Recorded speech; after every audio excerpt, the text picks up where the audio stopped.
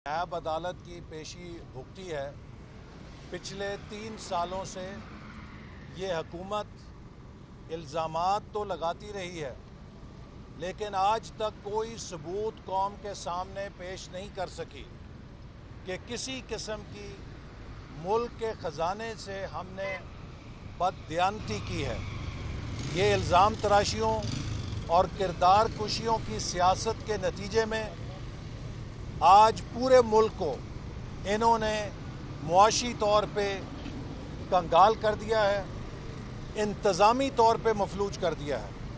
क्योंकि इस हुकूमत की सारी तवज्जो इंतकामी कार्रवाइयों पे मबजूल है। इनके पास कोई एजेंडा नहीं है कि इन्होंने क्या करना है।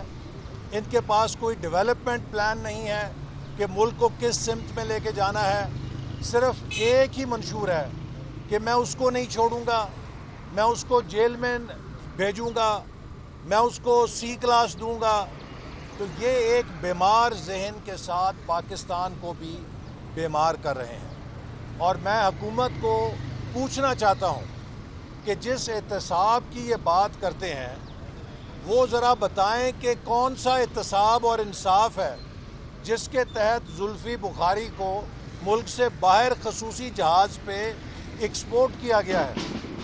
आपसे एक्सपोर्ट तो नहीं बढ़ रही, आज भी एक्सपोर्ट की सतह वही है जो 2018 में हमने छोड़ी थी। लेकिन आप अपने नैब के और करप्शन के मुलजिमों को एक्सपोर्ट कर रहे हैं। आप बताएं कि शुगर माफिया जिनके खिलाफ आपके अपने इदारों ने तहकीकात की थी, आपने किस कानून के तहत उन्हें NRO दिया है। DGFIA को तब्दील कर दिया गया ताकि क्लीन चिट दी जाए अपने मनपसंद प्यारों को।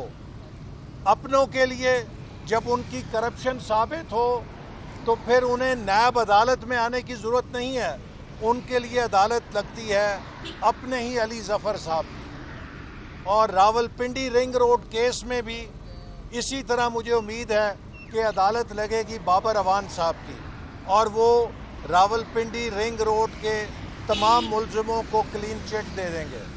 और हो सकता है कि फिर FIA या एंटी करप्शन के DG का तबादला करना पड़ जाए ताकि उन लोगों को फ्री किया जाए। जितने करप्शन के स्कैंडल इस हुकूमत के रिकॉर्ड पे आ चुके हैं, इतने स्कैंडल पाकिस्तान की 70 साल की तारीख में नहीं आए। LNG के ऊपर 120 अरब रुपए का स्कैंडल सामने आया। नदीम बाबर साहब को घर भेज दो, बाकी मिट्टी पाओ। उसके बाद दवाइयों का स्कैंडल आया तो आमिर कियानी को वजारत सेहत ले लो, उसको पार्टी का सेक्रेटरी जनरल लगा दो, करप्शन पे वजारत सेहत का स्कैंडल आया, जफर मिर्ज़ा को निकाल दो, बाकी उस स्कैंडल के ऊपर मिट्टी पाओ।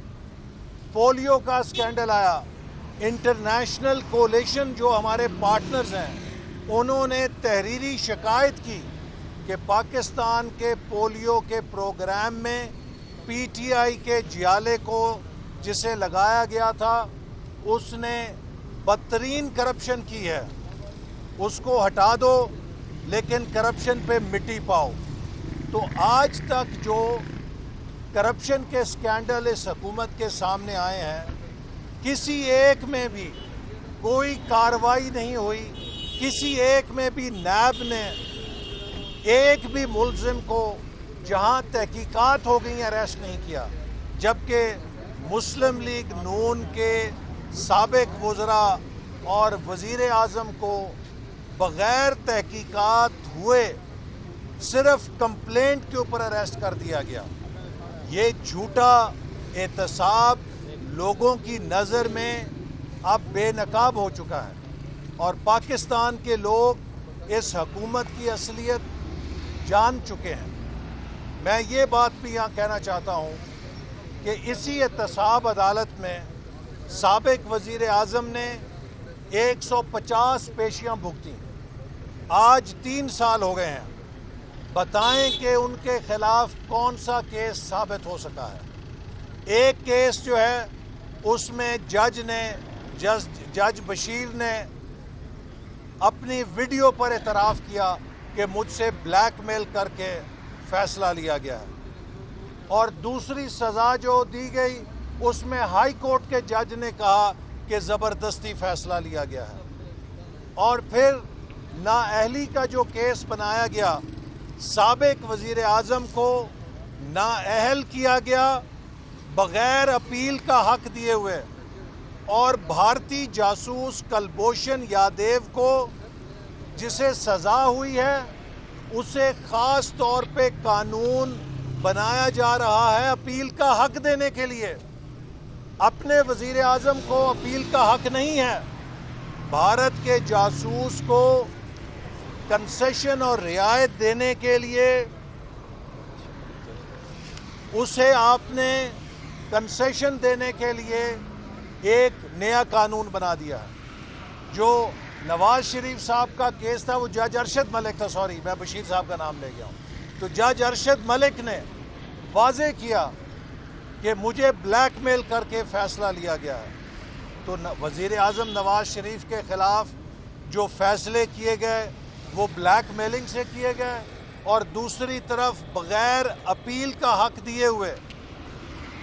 اکاؤنٹ ریسیویبل 4 سال کے بعد اب حکومت قانون میں ترمیم کر رہی ہے کہ اکاؤنٹ ریسیویبل سے بھی نااہلی ہو سکتی ہے۔ اس کا مطلب یہ ہے کہ 4 سال پہلے جو سزا سنائی گئی تھی اس کو کوئی لیگل کور نہیں تھا۔ یہ کھیل ہے جو پاکستان میں کھیلا گیا ہے مسلم لیگ نون کے خلاف، نواز شریف صاحب کے خلاف، جو سامنے آ چکا ہے۔ یہ حکومت جو بہت دعوے کیا کرتی تھی، اس کی کارکردگی صرف اتنی ہے کہ لوگوں کی مہنگائی ختم کرنے کے لیے کوئی قانون نہیں بنا سکتی، لوگوں کو ریلیف دینے کے لیے قانون نہیں بنا سکتی۔ یہ اگر ریلیف دے سکتی ہے تو بھارت کے جاسوس کلبھوشن یادیو کو ریلیف دینے کے لیے بلڈوز کر کے اسمبلی سے قانون پاس کرایا گیا ہے۔ اور میں یہ بات ضرور اجاگر کرنا چاہوں گا کہ پاکستان کی قومی اسمبلی کے اوپر کالک کا دھبا لگایا گیا ہے کہ پرسن اسپیسیفک جاسوس کے نام سے قانون سازی کی گئی ہے۔ میں پوچھنا چاہتا ہوں کہ اگر کوئی پاکستان کا جاسوس بھارت میں گرفتار ہو جائے تو کیا بھارت کی لوک سبھا سے پاکستان کے جاسوس کے نام کے ساتھ اس کی ذات کو فائدہ دینے کے لیے پرسن اسپیسیفک قانون کبھی پاس ہو سکتا ہے یا نہیں ہو سکتا؟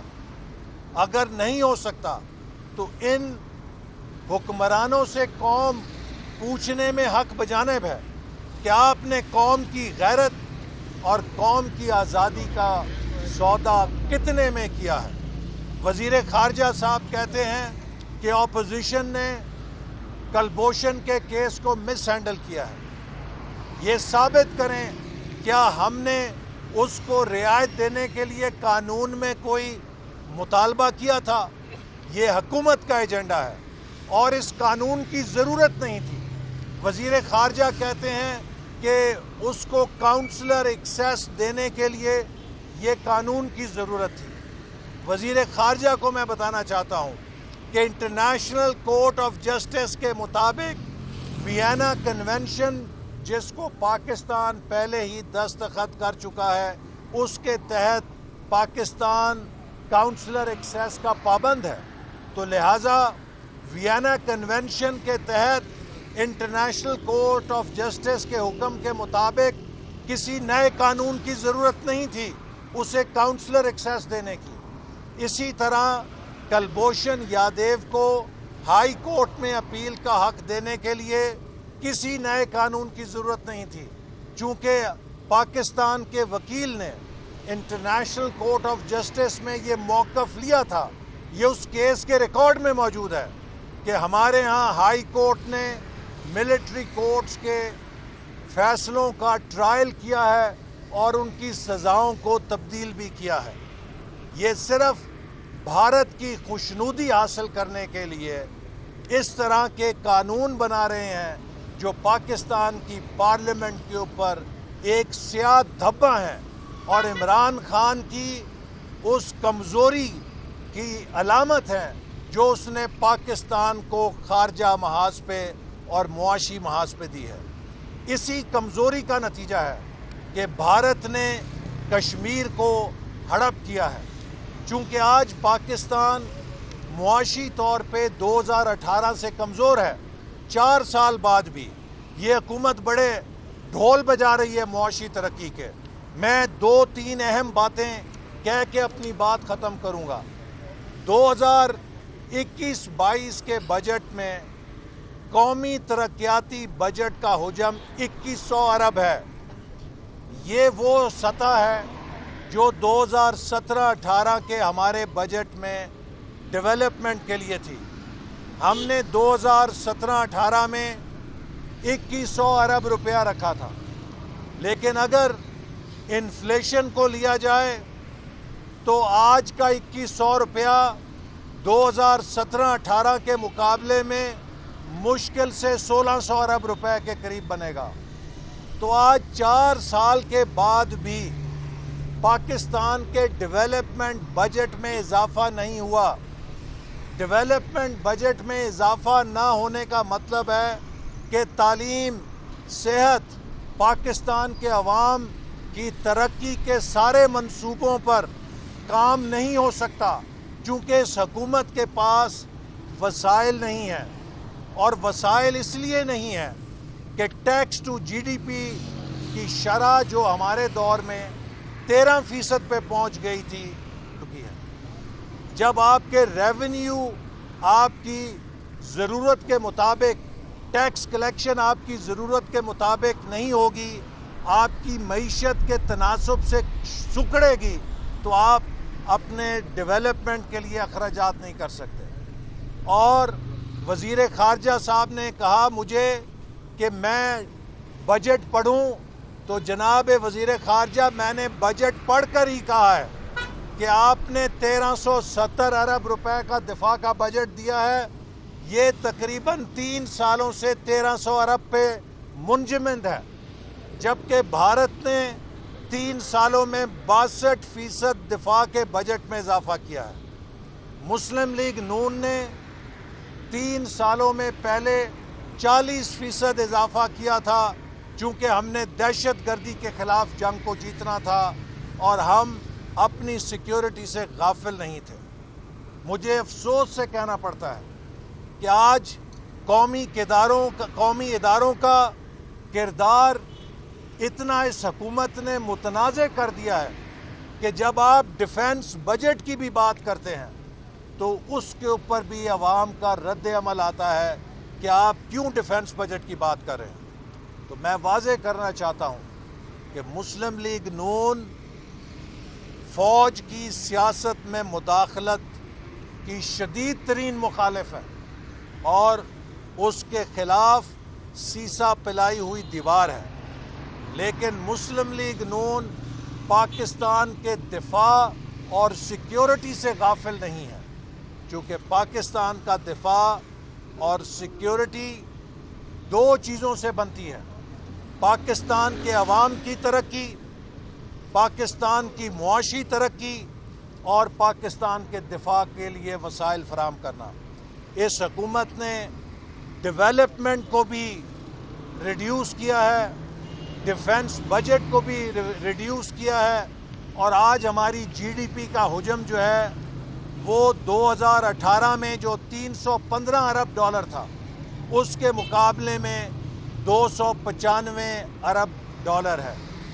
آپ مجھے بتائیے کہ 4 سال کے بعد، 3 سال گزرنے کے بعد بھی اگر ہماری جی ڈی پی بڑھنے کی بجائے سکڑے گی تو پاکستان دفاعی اور خارجہ لحاظ سے کمزور کیوں نہیں ہوگا؟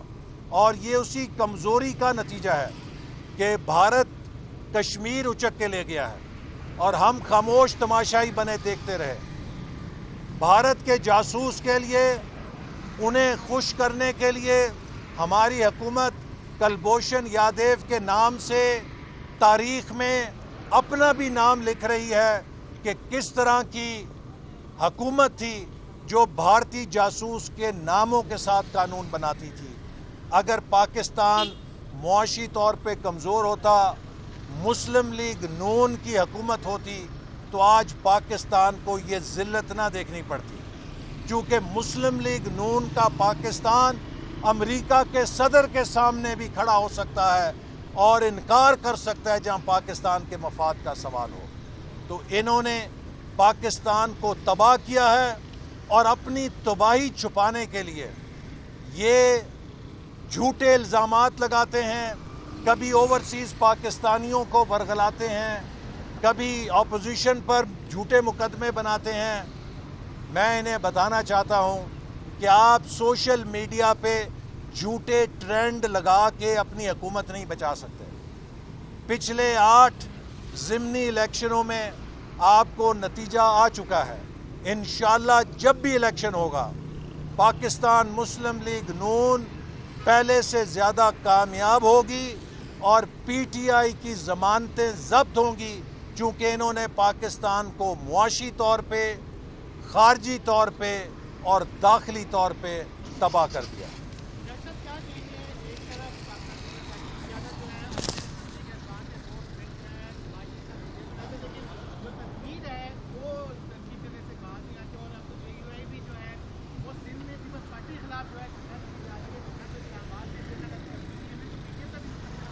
دیکھیے، پی ڈی ایم کا مستقبل مضبوط ہے، اور جیسے آپ کو معلوم ہے کہ جولائی کے پہلے ہفتے سے بجٹ کے بعد ہم ایک رابطہ عوام مہم شروع کر رہے ہیں، جس کا پہلا جلسہ سوات میں ہوگا اور جولائی کے آخری ہفتے میں کراچی میں عظیم الشان جلسہ ہوگا، اور ہم عوامی طاقت کو دوبارہ منظم کر رہے ہیں۔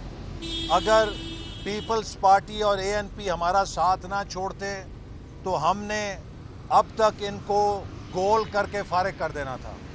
بدقسمتی سے جب ہم گیند ڈی میں لے کر پہنچے تو ان جماعتوں نے ٹائم آؤٹ لے لیا، لہٰذا ہمیں اب دوبارہ گول کو، ان کے گول کی طرف اپنی دوڑ شروع کرنی پڑ رہی ہے۔ لیکن مجھے یقین ہے کہ ہم رائے عامہ کو ہموار کر کے عوامی طاقت کے ساتھ اس حکومت کو انشاءاللہ ضرور رخصت کریں گے، چونکہ اس حکومت کا ایک ایک دن پاکستان پہ بھاری ہے، اور ہمیں ڈر ہے کہ یہ آئی ایم ایف سے اپنی قسط لینے کے لیے پھر پاکستان کے مفادات کا سودا کر لیں گے۔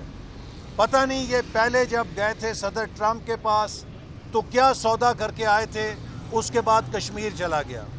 اب یہ پھر آئی ایم ایف سے کچھ سہولت لینے کے لیے عالمی طاقتوں کے پیروں پہ گرے ہوئے ہیں، اور پتہ نہیں یہ آئی ایم ایف سے ریلیف لینے کے لیے پاکستان کے کس مفاد کا سودا کر دیں گے، چونکہ ان سے ملک چل نہیں رہا۔ انہوں نے ملک کو مفلوج کر دیا ہے، اور جس طرح کے جھوٹے مقدمے انہوں نے بنائے ہیں، اس کے بعد اب پاکستان میں انتظامی مشین مفلوج ہو گئی ہے اور کوئی حکومت کام نہیں کر سکتی، چونکہ کوئی افسر 1 روپے کے فیصلے پہ دستخط کرنے کے لیے تیار نہیں ہے۔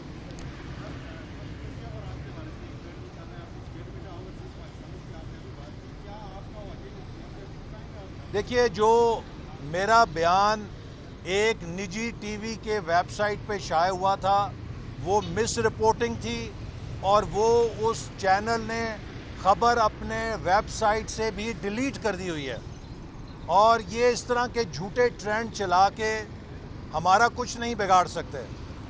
ان کو اپنی کارکردگی پہ جواب دینا پڑے گا، انہیں جواب دینا پڑے گا کہ سی پیک کے ساتھ انہوں نے کیا کیا ہے۔ ایم ایل 1 کا منصوبہ، کراچی سے تورخم ریلوے کا منصوبہ جس کو ہم نے شروع کیا، اس کی ڈیزائننگ کی، 2017 میں چین کے ساتھ فریم ورک ایگریمنٹ ہو گیا، 2018-19 میں کام شروع ہونا تھا آج کا، اور آپ دیکھیے کتنا بڑا مذاق ہے۔ اس کا یہ جو لاگت ہے 1119 ارب روپے، 1119 ارب روپے اس کی لاگت ہے، اور اس منصوبے کے لیے بجٹ میں ہے صرف 6 ارب روپے۔ اس رفتار سے ایم ایل 1 کا منصوبہ 186 سالوں میں بنے گا۔ یہ مذاق ہے جو سی پیک کے ساتھ ہو رہا ہے۔ مغربی روٹ ابھی تک نہیں بن سکا جسے دسمبر 2018 میں مکمل ہو جانا تھا۔